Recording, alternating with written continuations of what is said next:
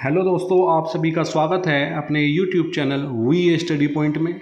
देखिए, थोड़ी व्यस्तता के कारण हमारे द्वारा 2-3 दिन करंट अफेयर्स कवर नहीं कराया गया था, जो कि आज हम 14, 15 और 16 सितंबर 2025 का करंट अफेयर्स कवर करेंगे। वीडियो आज थोड़ी लंबी हो सकती है, तो आइए शुरू करते हैं आज की क्लास। आज की क्लास का पहला पॉइंट है एक्सरसाइज श्याम प्रहार कि किसके द्वारा आयोजित किया गया है और यह कहाँ पर आयोजित हुआ है।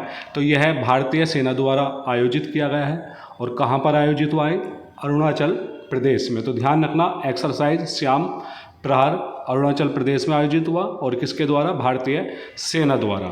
नेक्स्ट क्वेश्चन, अल्बानिया में दुनिया की पहली एआई मंत्री डिएला नियुक्त हुई है। तो ध्यान रखना, क्वेश्चन आ सकता है कि पहला देश ऐसा कौन सा है जिसने एआई मंत्री को नियुक्त किया है? तो अल्बानिया, नाम याद रखना। और मंत्री का नाम पूछ लिया जाए उस एआई, तो नाम है डिएला।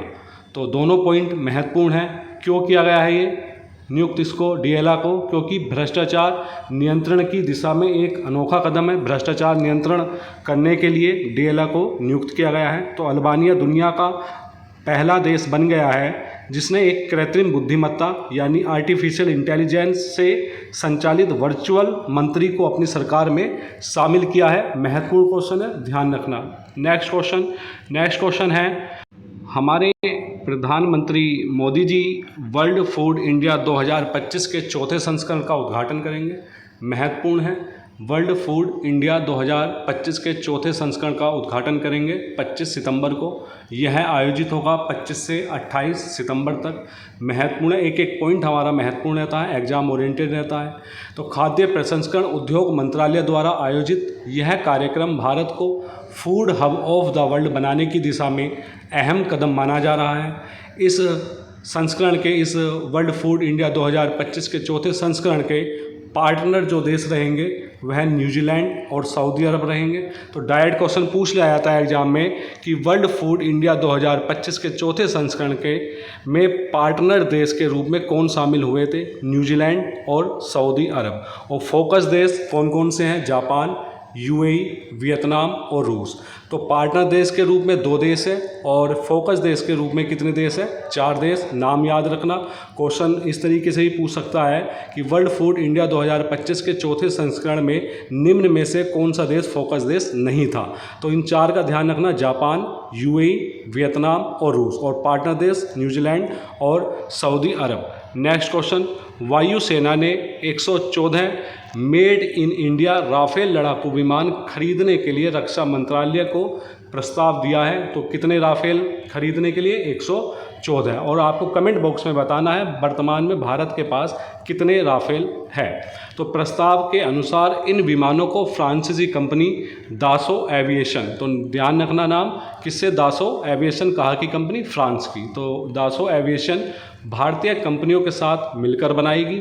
इसमें 60% से अधिक स्वदेशी सामग्री शामिल होगी, जबकि 40% फ्रांसीसी कंपनी दासो एविएशन की शामिल होगी। तो 60% भारत की और 40% फ्रांसीसी कंपनी की। और कितने राफेल? 114 राफेल को खरीदने का प्रस्ताव दिया है वायुसेना ने रक्षा मंत्रालय को। नेक्स्ट क्वेश्चन, दुनिया के सबसे अमीर व्यक्ति बने हैं, नाम है उनका लैरी एलिसन। नाम ध्यान रखना, ओरेकल के ये हैं सह संस्थापक है लैरी एलिसन, जिन्होंने एलन मस्क को पीछे छोड़ा है ब्लूमबर्ग की रिपोर्ट के अनुसार। तो दुनिया के सबसे अमीर व्यक्ति मालूम कर लिया जा सकता है, तो लैरी एलिसन बने हैं ओरेकल के सह संस्थापक, जो कि ब्लूमबर्ग बिलियनियर्स इंडेक्स के अनुसार कुल संपत्ति इनकी 393 अरब डॉलर पहुंच गई है, जबकि एलन मस्क की 385 अरब डॉलर की संपत्ति है। तो ध्यान रखना, दुनिया के सबसे अमीर व्यक्ति लैरी एलिसन। नेक्स्ट क्वेश्चन,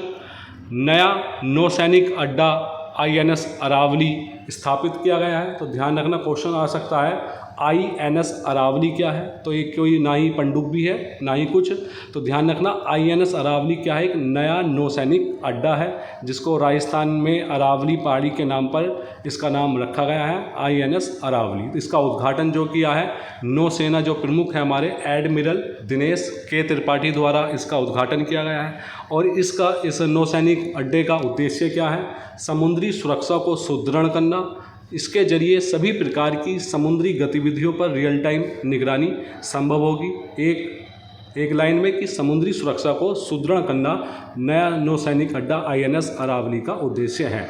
और जबकि इसका आदर्श वाक्य जो है, मोटो जो है, सहयोग के माध्यम से समुद्री सुरक्षा। डायरेक्ट क्वेश्चन पूछ लिया जाएगा कि नया नौसैनिक अड्डा INS अरावली का मोटो या आदर्श वाक्य क्या है? सहयोग के माध्यम से समुद्री सुरक्षा। नेक्स्ट क्वेश्चन, पोलैंड सीमा पर रूस और बेलारूस द्वारा संयुक्त सैन्य अभ्यास जापाड 2025 आयोजित किया जा रहा है। तो ध्यान रखना, जापाड 2025 संयुक्त सैन्य अभ्यास किस किस के द्वारा आयोजित हो रहा है? रूस और बेलारूस द्वारा। किसकी सीमा पर? पोलैंड सीमा पर। नेक्स्ट क्वेश्चन इंपॉर्टेंट है, नेक्स्ट भी। 11 से 12 सितंबर 2025 को रोम इटली में आयोजित चौथे तटरक्षक वैश्विक शिखर सम्मेलन यानी CGGS में भारतीय तटरक्षक बल ने भाग लिया है।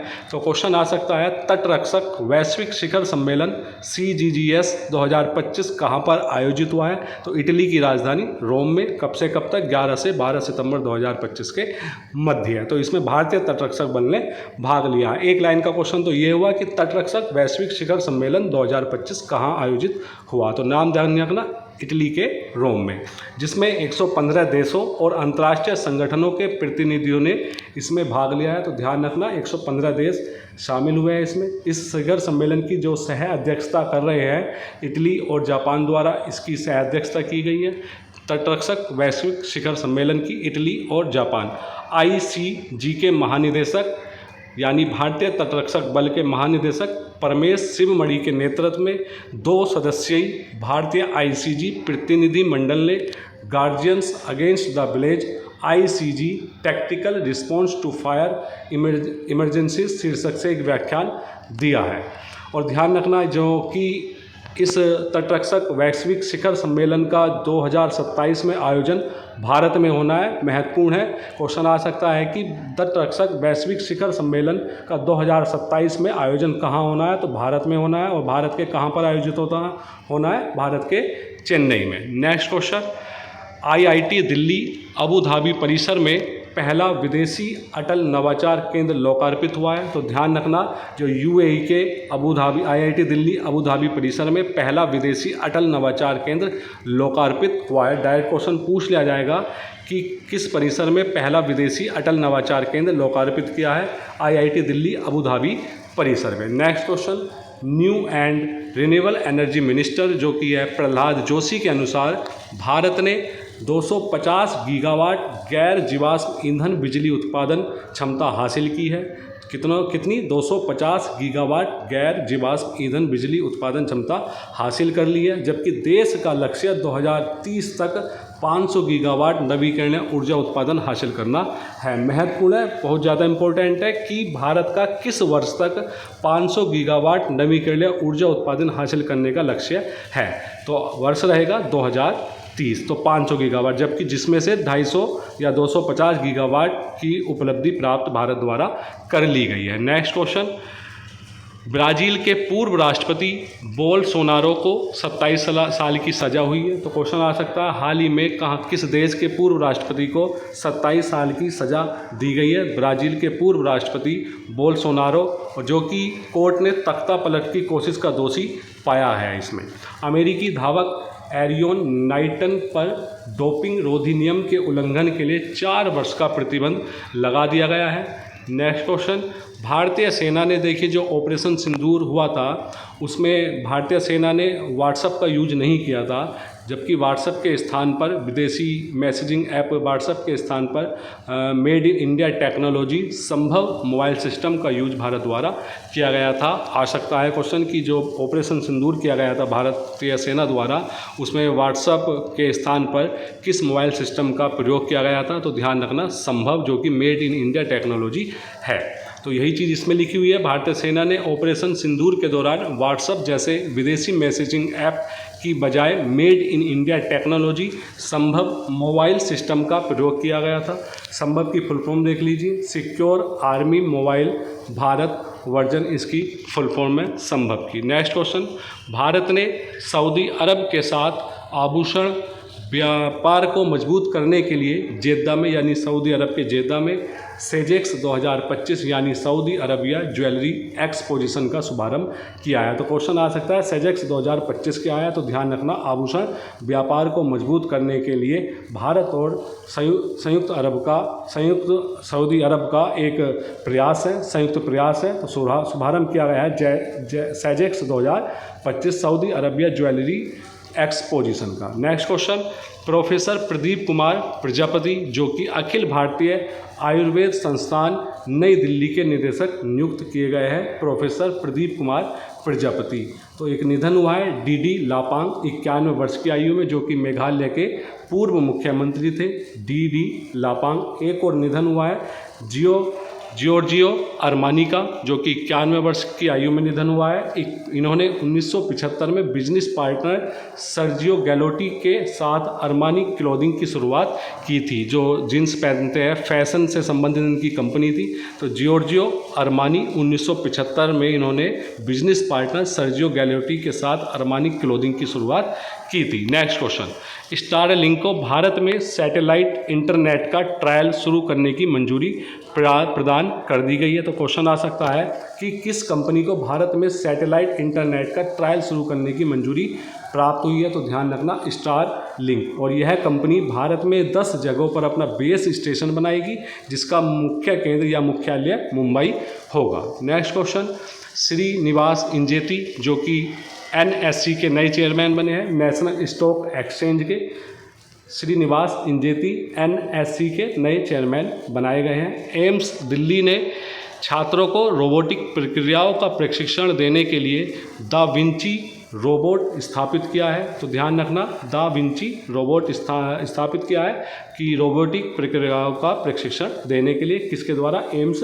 दिल्ली द्वारा। और यह भारत का एकमात्र ऐसा संस्थान बन गया है जिसके पास रोबोटिक सहायता प्राप्त सर्जरी के लिए 2 प्रशिक्षण रोबोट है। नेक्स्ट क्वेश्चन, गुजरात में नमो लक्ष्मी योजना के तहत 1000 करोड़ रुपए से अधिक की वित्तीय सहायता वितरित की गई है। तो क्वेश्चन आ सकता है नमो लक्ष्मी योजना किस राज्य से संबंधित है, गुजरात से, और इसके तहत 1000 करोड़ रुपए से अधिक की वित्तीय सहायता वितरित की गई है। नमो लक्ष्मी योजना में सरकारी या निजी स्कूलों में कक्षा 9 से कक्षा 12 में पढ़ने वाली सभी छात्राएं प्रतिवर्ष छात्रवृत्ति का लाभ ले सकती है। तो ध्यान रखना नमो लक्ष्मी योजना किस क्लास से किस क्लास तक के लिए बच्चे हैं, कक्षा 9 से लेकर कक्षा 12 तक के बच्चे इसमें शामिल हैं। तो जो कि लिंडा याकारिनो ने एक्स के CEO पद से इस्तीफा दिया है हाल ही में। ध्यान रखना क्वेश्चन आ सकता है कि जो एक्स के CEO पद थे उन्होंने इस्तीफा दिया है, उनका क्या नाम है, लिंडा याकारिनो।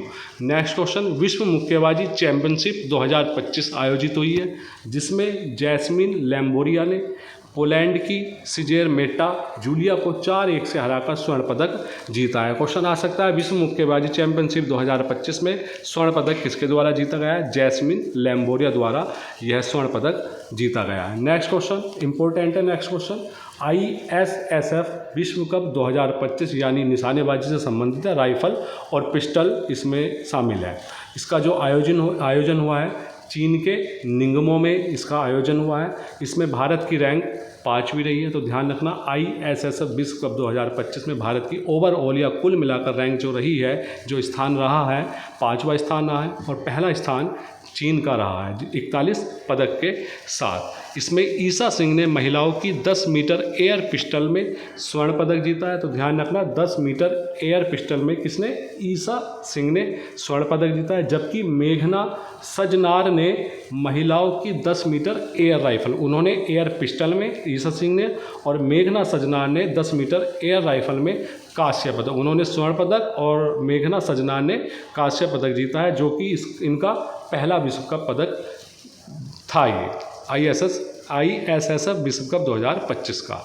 आज की क्लास का लास्ट क्वेश्चन, सेवानिवृत्त IAS अधिकारी अमित खरे को उपराष्ट्रपति CP राधाकृष्णन का सचिव नियुक्त किया गया है। जो कि अमित खरे बिहार के चारा घोटाले को उजागर करने में अपनी भूमिका के लिए जाने जाते हैं। तो दोस्तों आज की क्लास हम यहीं समाप्त करते हैं।